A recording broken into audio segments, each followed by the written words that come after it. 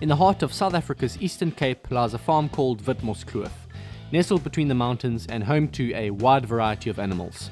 2 years ago I came out to this farm with a good friend of mine and hunted dussies with a 2.2 rimfire and a 177 Air Arms S510. The hunt was a huge success, and so in June 2016 I decided to come out to the farm once again, this time with the FX Impact, an airgun that I've had some incredible success with in recent times. Upon arrival at the farm we are greeted with some rather sketchy weather. The wind is gusting quite a bit and the dark skies are looking pretty ominous, but we determined not to waste any daylight, so we set up below a promising looking cliff and scanned for movement. A dussie appears right on top of the cliff about 80 meters off, and I set up for the shot. Yep.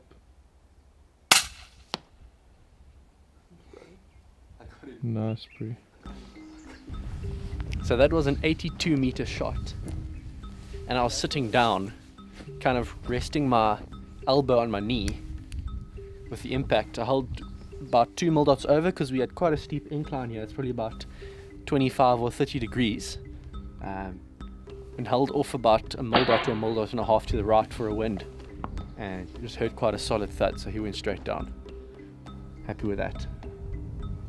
Not long afterwards, another dussie appears in pretty much exactly the same spot, and this time I let a friend of mine take the shot.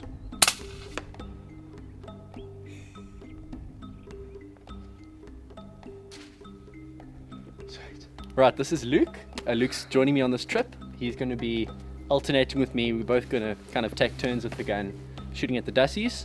Luke just took his first dussie now. Probably about the same distance as me, about 80 meters or so.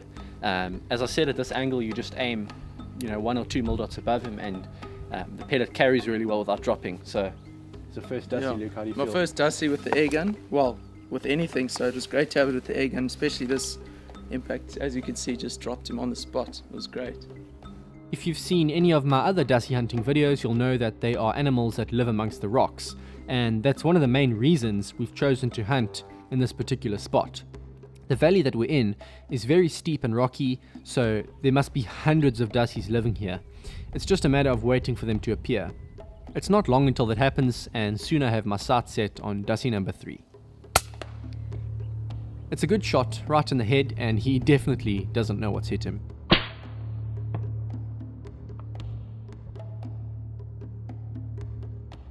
With the rain clouds moving in closer, we decide to take one last shot for the day. This one's from about 40 meters out. On him? Yeah. I'm so happy with that day. Oh my goodness.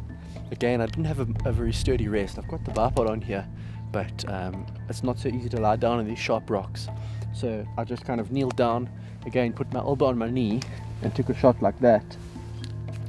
And he was very well hidden in a bush down there amongst the rocks. I could struggle to find him, but when I did get the crosshairs on him, I aimed a little bit low because of the angle, and just watched him drop on the spot with a loud thud.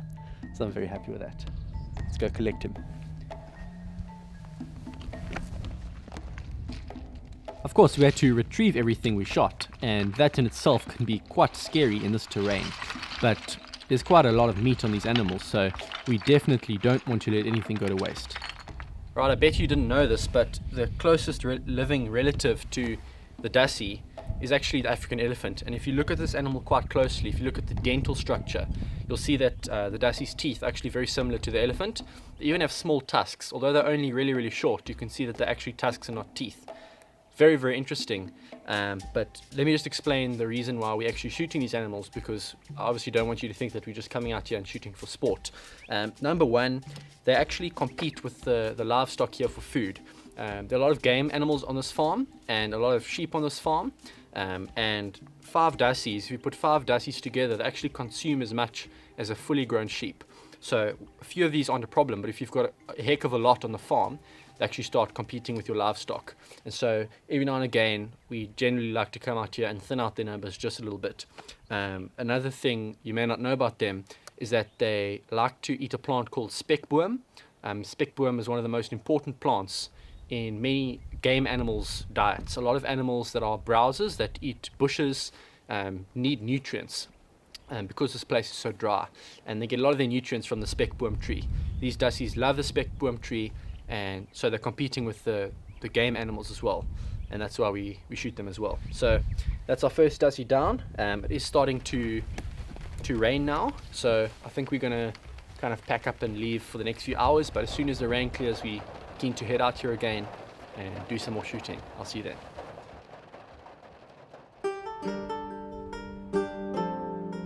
The next morning we awake to some absolutely beautiful weather. There's still a bit of wind to deal with, but the sun is shining, and that's a really good sign. Dussies like to sun themselves on the rocks, especially in the winter when the holes in the rocks can get very cold.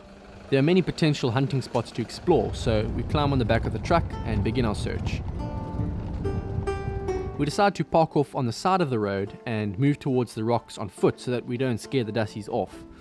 We scan the rocks all around for movement and don't see anything for quite some time, but despite this, there are signs all around that confirm that we're in a good location. Well, what comes in has to go out, and if you look at the amount of droppings all over this road, you get an idea of how much these animals actually eat. You don't think that they eat a lot because they're quite small, but there are a lot of them on this property, and I have a feeling that they probably cross this road quite a lot. There's rocks up there, and there's a whole lot of rocks down here heading down into the valley, so they probably kind of have to cross this road quite a lot to get between their holes. Yeah, a lot of droppings, which means a lot of dussies, which means a lot of shooting. So let's get back to work. This morning we've decided to bring Anton with us to help us find some animals. Anton is the boy on the right. He grew up on this farm and he knows this place like the back of his hand. He tells us to focus on the rocks that have rolled down the valley, and he's absolutely right. Before we know it, we have our first dussie of the day. I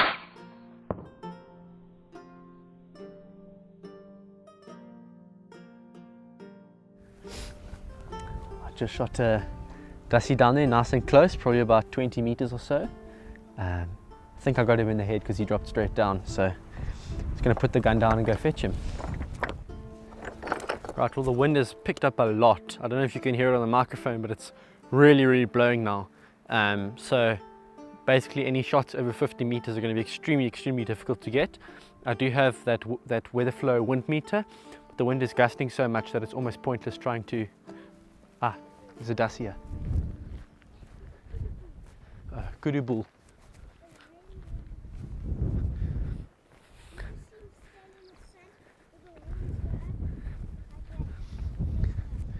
This is our guide Anton. He's going to be helping us to find animals today.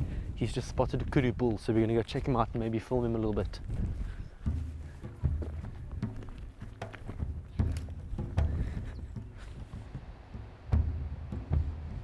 It's always such a treat to see animals like this. Whether you're hunting them or not, there's something so majestic about the kudu, and when you see them up close, it really just takes your breath away. This property has a wide variety of game, and so if you spend some time here, you're bound to see some interesting animals. We've had a decent start to the morning, but we decide to move on to another spot.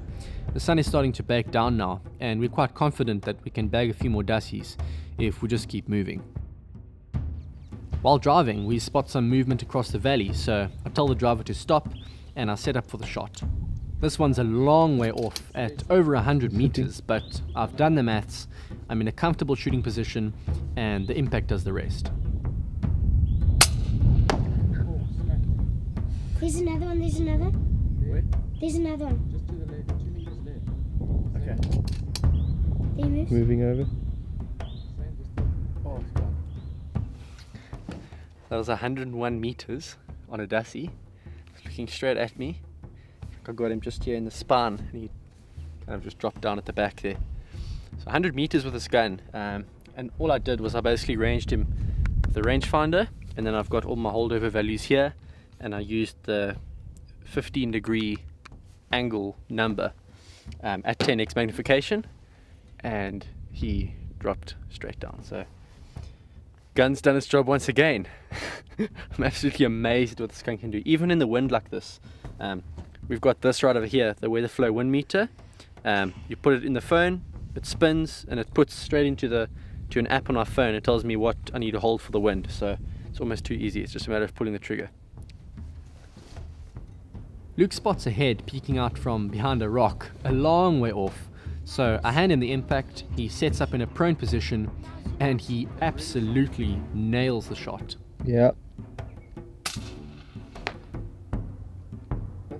Luke is a very experienced shooter. In fact, he probably knows more than me about ballistics, so I shouldn't have been surprised that he hit it, but nevertheless, it was a bit of a shock to the system to see him pull it off so well. Oh my goodness. So Luke just put in the ultimate shot, something I don't think I'd be able to do. Luke just shot a dassie at 144 meters with the air gun. We waited for the wind to calm down. He held, I think, 2 or 3 mil dots for the wind, and I think 7.4 or 8 mil dots for the drop. Took the shot and we all heard this solid thud. It's an unmistakable sound. That means that he hit the dassie and it hasn't appeared again. So I think he put in a really good shot in it. That is absolutely insane. 144 meters. What the heck? I think we're going to have to call it a day there, because I know I can't outdo that. Nice. Well, I said we might call it a day there, but we're having so much fun that we decided to try just one more spot out. So it's back on the truck, and eventually we get into a stunning valley that's sheltered very well from the wind. There's another rock face just off to the side of the road, so again it's just a matter of parking off, setting up on the back of the truck and waiting patiently. This one is hit right in the lower neck. It's a good ethical shot and he doesn't go anywhere. We move the truck about 50 meters forward so we can see the rocks from a different angle, and this time I decide to fit the scope cam to the rifle once again so that you can see the shots from my perspective. Go for it.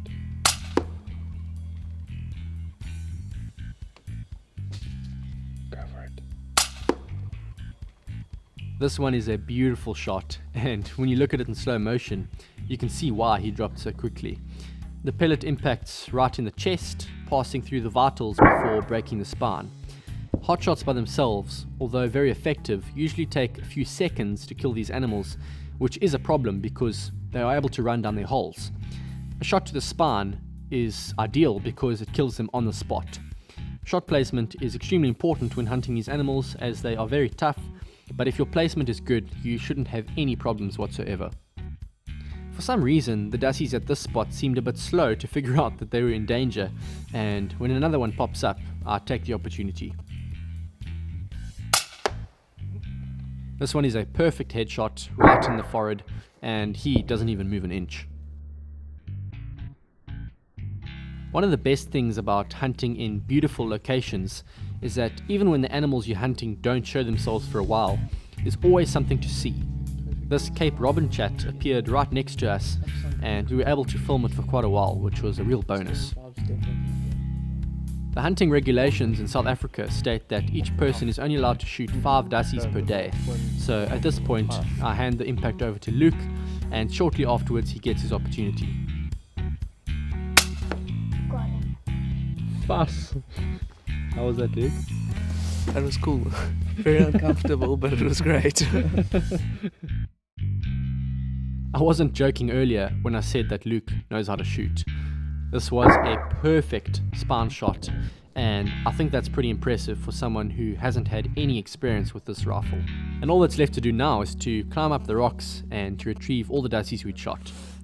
Right, here's the dassie that rolled off from the top. Let's take a look where I hit him. I think I can feel the pellet here. I actually feel the pellet in his back. So I'm going to have to dig that out and see what it looks like. But there, that's where I hit him right there. I aimed a bit low because I thought the pellet might travel up, but it hit exactly where I aimed, right underneath his neck here. It would have gone straight through his body, through his spine, through his vitals and out his back. And as you'll see in the video, he dropped straight down. So yeah, and this is a decent sized dassie as well. They usually have their young around the end of the year. So this one would be minimum 6 months old. Probably even longer, probably even older than that. Right, let's go get the other, shall we? They're just up on the top here. And then just I actually can't remember who shot what, but here's the one, and it looks like this was a perfect headshot. There's blood coming out of his eye and out of his nose. It would have dropped straight down. Here's one, a big male. This is definitely not a baby. Yo, big one. Unfortunately, with dusky hunting, one of the big drawbacks is that even if you get a really good headshot, they can fall down between the rocks where their holes are, and they're just so deep, the cracks are so thin, there's absolutely no ways you're going to get them. So we only managed to pick up 3 out of the 4 that we shot on this rock over here. So we're missing one, but that's just the way it goes, and I'm sure it won't go to waste. There's so many scavengers here, so many predators, that I can bet you within the next few days it will be eaten. Cool, let's take these down and put them with the rest. Well, that's where we're going to call it today. Come in here, Anton. Cool. That's where we're going to call it today. The sun's starting to get low on the horizon now, it's starting to get quite cool, and we want to get home in time to actually skin 1 or 2 of these and get them ready for some food. The workers on the farm here love to eat these, so they know how to do it properly. Extremely happy with the day, with the way that the day's gone. It started with some overcast weather and some rain last night. We weren't sure how it was going to work out, but ended up getting some real long range dussies in the strong wind. Luke got a dussie from 144 meters, which is absolutely crazy. A bit of a bummer that we didn't get it through the scope cam, but 144 meters is insane. And then to finish off with these at this absolutely magical spot is awesome. So thanks to Anton for showing us around. He lives on this farm, so he knows this place like the back of his hand. He knows exactly where the dussies are. And thanks to Luke for accompanying me and taking some good shots. How do you find it, Luke? Oh, it was lots of fun, especially to end off the day like this, to pull up to this nice patch of rocks and be able to get quite a few in a short space of time with the air gun. It did a great job. Really enjoyed it. And you nailed your last shot, yeah, hey? Yeah, that was great. Just very uncomfortable position, but we made it happen. We did it for the viewers and to get the scope cam footage. So yeah. And Luke will agree, there's nothing like hearing the sound of a solid headshot and just seeing the dusty drop on the spot. It's the most satisfying thing ever. It's like shooting a kudu and watching it run 10 meters and drop. Just to know that there's no suffering involved at all. Just drop straight away. We want to be ethical. We don't just come out here for sport and shoot them. We want to be sure that the animal's not going to suffer. It was a pity that we couldn't collect all of them, because I do think that you should eat what you shoot, but we did our best, so I'm happy with that. Cool. Well, that's a wrap on this one. I'll definitely be back here, because this is honestly one of the most beautiful farms I've ever seen. The Impact has done its job once again, so I couldn't be happier. Thank you for watching, and I'll see you next time.